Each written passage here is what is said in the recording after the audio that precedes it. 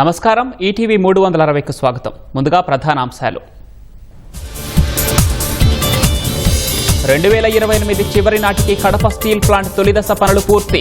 ఇప్పటికే జిందాల్కు స్పష్టం చేశామన్న CM Chandrababu. Gandikota tourism ప్రాజెక్టుకు శంకుస్థాపన చేసిన సీఎం. రాష్ట్ర వ్యాప్తంగా 500 కోట్ల విలువైన పర్యాటక ఒప్పందాలు ఖరారు. మద్యం కుంభకోణం కేసు నిందితులకు రిమాండ్ పొడిగింపు.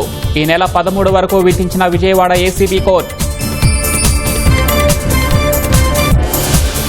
పోలీస్ కానిస్టేబుళ్ల ఫలితాలు విడుదల చేసిన హోంమంత్రి అనిత. సెప్టెంబర్ నుంచి శిక్షణ, 9 నెలల్లో పోస్టింగ్. ఉపరాష్ట్రపతి ఎన్నికకు షెడ్యూల్ విడుదల. సెప్టెంబర్ 9న పోలింగ్, అదే రోజు ఫలితాలు.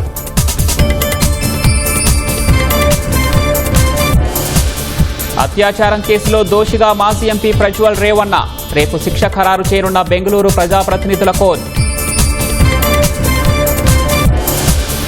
12th ఫెయిల్కు జాతీయ ఉత్తమ చిత్రం పురస్కారం.